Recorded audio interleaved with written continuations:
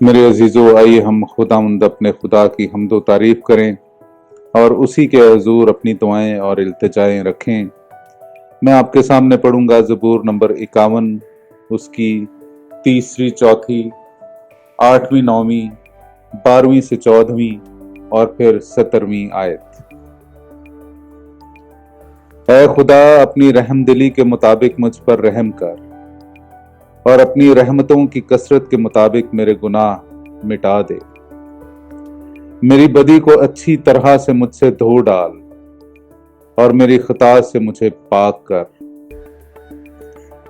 دیکھ، تو صداقت دل کو پسند کرتا ہے اور باطن میں مجھے حکمت سکھاتا ہے۔ زوفا سے مجھے پاک کر تو میں صاف ہو جاؤں گا، مجھے دھو ڈال تو میں برف سے زیادہ سفید ہو جاؤں گا۔ اے خدا، مجھ میں ایک پاک دل پیدا کر اور نئے سرے سے ایک مستقیم روح میرے باطن میں ڈال۔ اپنے چہرے کے سامنے سے مجھے خارج نہ کر اور اپنی پاک روح مجھ سے الگ نہ کر۔ اپنی نجات کی شادمانی مجھے پھر عنایت کر اور استعداد روح سے مجھے مضبوط کر۔ اے خداوند، میرے ہونٹوں کو کھول دے تو میرا منہ تیری تعریف بیان کرے گا۔ پاک کلام کا پڑھا اور سنا جانا ہم سب کے لیے باعث برکت ہو۔ خدا کا شکر ہو۔ خدا باپ اور بیٹے اور روح القدس کے نام سے آمین۔ عزیزو، آئیے ہم خداوند اپنے خدا کا شکر کریں جس نے آج کا یہ خوبصورت دن ہماری زندگی میں بڑھا دیا۔ تو آئیے عزیزو، ہم آج کے دن کا آغاز بائبل مقدس کی تلاوتوں سے کرتے ہیں۔ آج کی پہلی تلاوت ہوشیہ نبی کی کتاب، اس کا 14واں باب، 2 آیت سے لے کر 10 آیت تک۔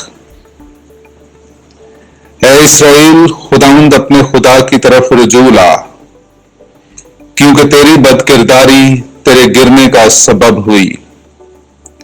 ان باتوں کو قبول کرو اور خداوند کی طرف رجوع لاؤ اور اس سے کہو کہ ہماری تمام خطا کاری کو دور کر اور نیکوکاری قبول کر۔ تب ہم اپنے لبوں سے قربانیاں گزرانیں گے۔ اشور ہمیں رہائی نہ دے گا، ہم گھوڑوں پر سوار نہ ہوں گے۔ ہم اپنے ہاتھوں کی مصنوعات سے پھر نہ کہیں گے کہ تم ہمارے معبود ہو، کیونکہ یتیم تجھ ہی سے رحم پاتا ہے۔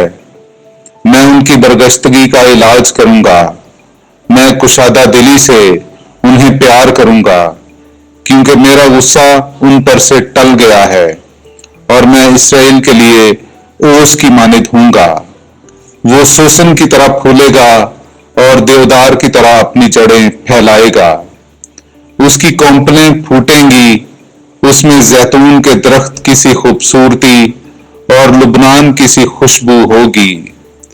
تب لوگ دوبارہ اس کے زیر سایہ رہیں گے اور گیہوں کی مانند تر و تازہ ہوں گے اور تاک کی طرح پھولیں گے، اور ان کی شہرت لبنان کی مے کی سی ہوگی۔ افرائیم کو بتوں سے کیا کام ہوگا؟ میں اس کی سنوں گا اور اس پر نگاہ کروں گا۔ میں اس کے لیے سرسبز سرو کی مانند ہوں گا، تو وہ مجھ سے برومند ہوگا۔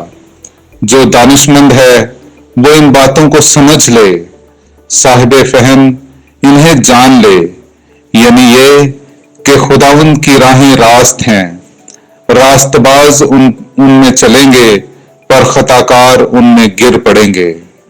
پاک کلام کا پڑھا اور سنا جانا ہم سب کے لیے باعث برکت ہو۔ خدا کا شکر ہو۔ میرے عزیزو، آئیے ہم آج کا انجیلی اقتباس سنتے ہیں۔ مقدس متی کی انجیل، اس کا 10واں باب، 16 آیت سے لے کر 23 آیت تک۔ دیکھو، میں تمہیں بھیڑوں کی مانند بھیڑیوں میں بھیجتا ہوں، پس تم سانپوں کی طرح ہوشیار اور کبوتروں کی مانند بھولے ہو۔ مگر آدمیوں سے خبردار رہو، کیونکہ وہ تمہیں مجالس کے حوالے کریں گے اور اپنے عبادت خانوں میں تمہیں کوڑے ماریں گے، اور تم میری خاطر حاکموں اور بادشاہوں کے سامنے حاضر کیے جاؤ گے، تاکہ ان کے اور غیر قوموں کے لیے گواہی ہو۔ لیکن جب وہ تمہیں پکڑوائیں تو فکر نہ کرو کہ ہم کس طرح کہیں یا کیا کہیں، کیونکہ جو کچھ تمہیں کہنا ہوگا سو اسی گھڑی تمہیں بتایا جائے گا، کیونکہ بولنے والے تم نہیں بلکہ تمہارے باپ کا روح تم میں بولنے والا ہوگا۔ بھائی کو بھائی اور بچے کو باپ قتل کے لیے حوالہ کرے گا، اور بچے ماں باپ کی مخالفت میں اٹھیں گے اور انہیں مروا ڈالیں گے، اور میرے نام کے باعث سب لوگ تم سے کینہ رکھیں گے، مگر جو آخر تک ثابت قدم رہے گا وہی نجات پائے گا۔ لیکن جب لوگ تمہیں کسی شہر میں ستائیں تو کسی اور میں بھاگ جاؤ۔